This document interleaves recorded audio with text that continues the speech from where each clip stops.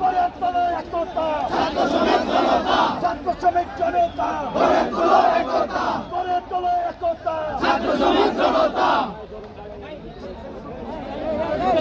ভাইয়ের ভাই নাই, রাজপথ ছাড়ি নাই, গুরু ভাইয়ের ভাই নাই। রাজপথ ছাড়ি নাই।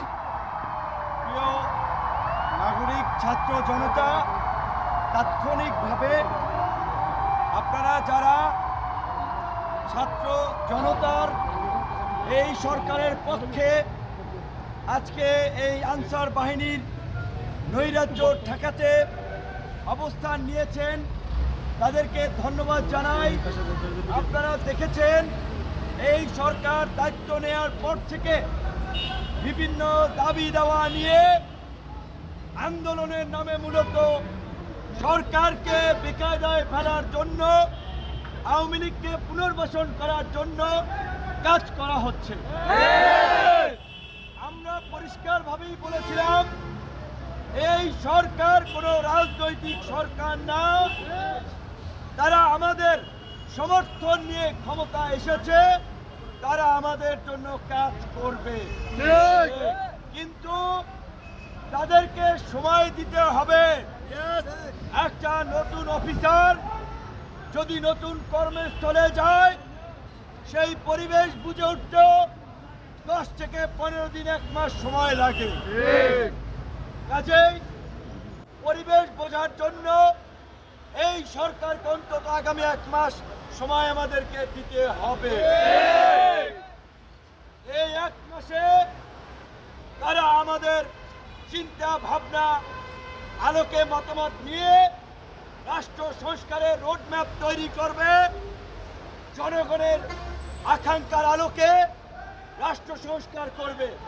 কিন্তু আমরা যদি প্রতিদিন আন্দোলন সংগ্রামের নামে রাস্তাঘাট বন্ধ করে রাখি, সচিবালয় বন্ধ করে রাখি, এই আন্দোলনের মধ্যে এই পতিত স্বৈরাচার আওয়ামী ফ্যাসিবাদীরা ঢুকে নৈরাজ্য তৈরি করবে।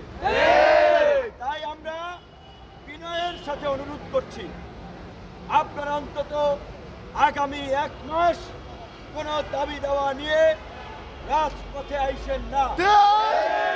আপনাদের যদি দাবি দেওয়া থাকে, আপনারা আমরা আলরাজি কমপ্লেক্সের 3 তলা আমাদের অফিস, আপনারা লিখিত দাবি দেওয়া নিয়ে আসেন।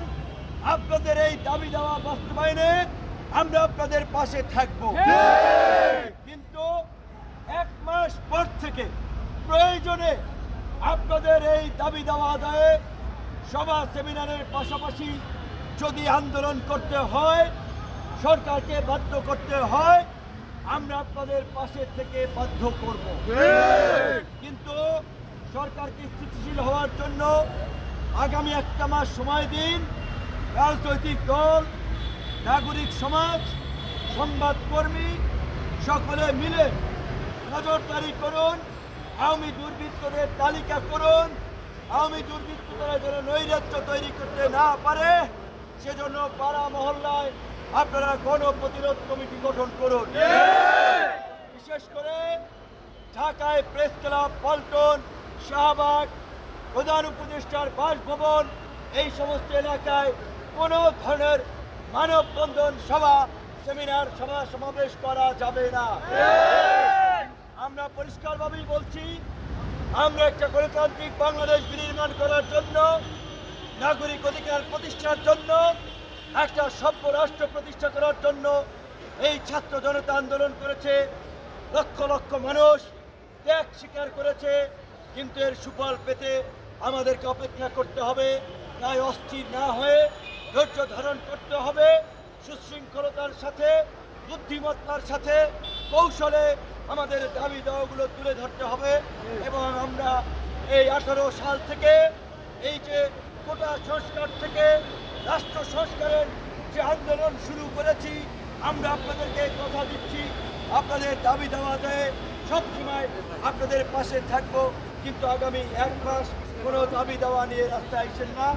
আপনারা ভালো থাকবেন, দেশকে ভালো রাখবেন।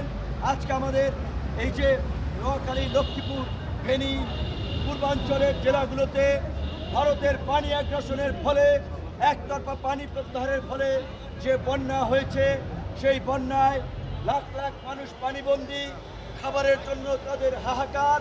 তাই এখন তাদের পাশে দাঁড়ানোটাই আমাদের মানবিক কর্তব্য।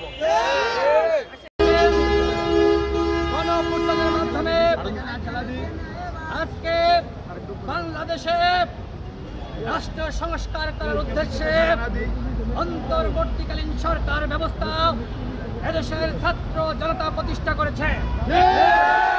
কিন্তু এই সরকারকে অসহযোগিতা করার জন্য আমরা দেখতে পাচ্ছি নানান মহল তারা প্রতিদিন বিভিন্ন দাবি দাওয়া নিয়ে রাজপথে আন্দোলন করছে, সচিবালয়ের মতন জায়গা অবরুদ্ধ করছে। আমরা এটিকে কোনো স্বাভাবিক আন্দোলন মনে করছি না। শেখ হাসিনা বিদায় হয়েছে, কিন্তু দিল্লিতে বসে শেখ হাসিনা নানান ধরনের উস্কানি দিচ্ছে, ষড়যন্ত্র করছে। আমরা সামাজিক যোগাযোগ মাধ্যমে দেখলাম আনসারের ড্রেস পরে ছাত্রলীগ যুবলীগ এই সচিবালয়ের সামনে অবস্থান নিয়েছিল, উপদেষ্টাদেরকে অবরুদ্ধ করেছিল। আমরা খবর পেয়ে ছাত্র জনতা সচিবালয়ের সামনে উপস্থিত হয়েছে, আনসারদেরকে বলেছি এখানে যারা এসেছে আপনাদের মধ্যে ছাত্রলীগ যুবলীগ রয়েছে, আনসারের ড্রেস পরে আজকে সচিবালয়কে অবরুদ্ধ করেছে। আগামী 1 মাস বাংলাদেশে দাবি দেওয়া নিয়ে কোনো আন্দোলন চলবে না। আগামী 1 মাস এই সরকারকে আমরা সকল মিলে সহযোগিতা করতে চাই। আমরা এই সরকারকে কেন বসিয়েছি বন্ধুগণ? রাষ্ট্র সংস্কার করার জন্য। আজকে রাষ্ট্র সংস্কারের যে অগ্রযাত্রা সেটাকে ব্যাহত করার জন্য আজকে আনসারের ড্রেস পরে শেখ হাসিনার নির্দেশনায় ছাত্রলীগ যুবলীগ আজকে এখানে সচিবদেরকে এবং যারা উপদেষ্টা রয়েছে তাদেরকে অবরুদ্ধ করেছিল। আমরা তাদেরকে সচিবালয় থেকে মুক্ত করেছি। যারা ষড়যন্ত্র করবেন আন্দোলনের নামে, যারা দেশকে অস্থিতিশীল করার চক্রান্ত করবেন, আপনাদেরকে দাঁত ভাঙা জবাব দেওয়া হবে। আগামীকাল থেকে ছাত্র জনতা প্রত্যেকটা জায়গায় পাহারা বসাবে। সচিবালয়ের সামনে পাহারা বসাতে হবে, পল্টনে পাহারা বসাতে হবে, প্রেস ক্লাবের সামনে পাহারা বসাতে হবে, রাজু ভাস্কর্যের সামনে পাহারা বসাতে হবে, প্রেস ক্লাবের সামনে পাহারা বসাতে হবে। যারা আন্দোলন করতে চান, আপনাদের কোনো দাবি দেওয়া থাকলে আপনাদের স্মারকলিপি আমাদের কাছে দিয়ে যাবেন। আগামী 1 মাস পরে আমরা উপদেষ্টাদের কাছে এবং যারা এদেশের রাজনৈতিক দল রয়েছে, এদেশের অংশীদারিত্ব রয়েছে, আমরা তাদের কাছে গণ অধিকার পরিষদের পক্ষ থেকে আপনাদের দাবি দাওয়াগুলো পৌঁছে দেব ইনশাআল্লাহ। তারপরে আল্লাহ দোহাই লাগি শেখ হাসিনার উস্কানিতে ফাঁদে পা দিয়ে আপনারা দাবি দেওয়া নিয়ে রাজপথে নামবেন না। আন্দোলন তো করেছি, গণঅভ্যুত্থান হয়েছে, দেশের দ্বিতীয় মুক্তিযুদ্ধ হয়েছে, জনগণ স্বাধীন হয়েছে। এখন কিসের আন্দোলন?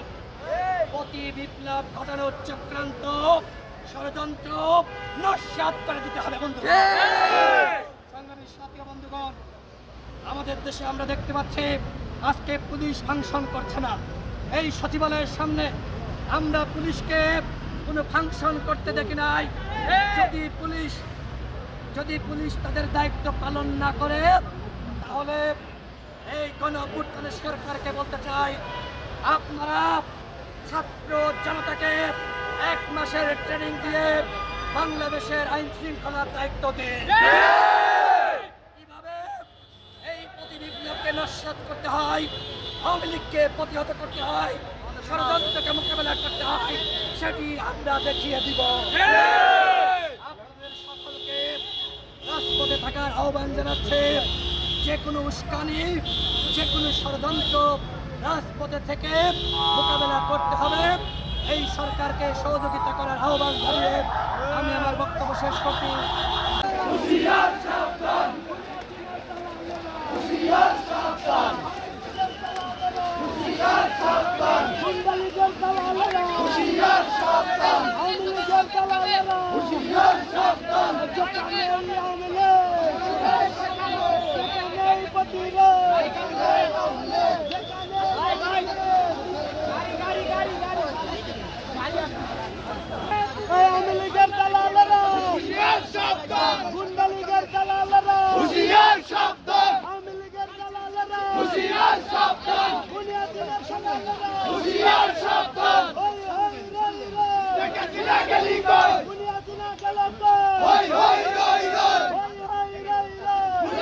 গেলি কই হাসিনা গেলি কই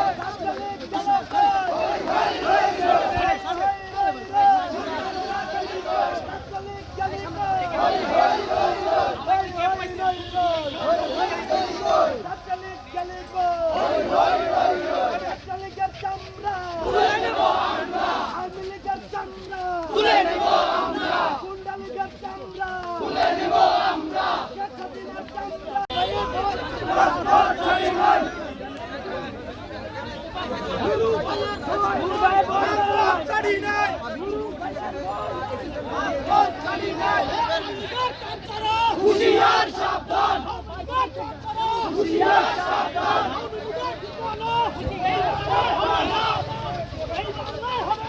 আমাদের ঠিকানা হুশিয়ার সাবধান আগুন ডালো এই শৃঙ্খলা সহিত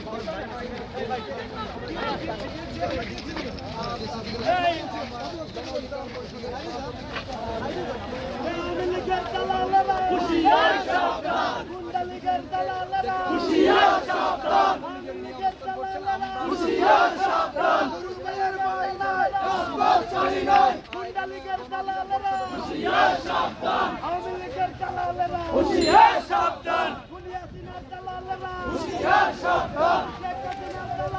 হুশিয়ার সাবধান হুশিয়ার সাবধান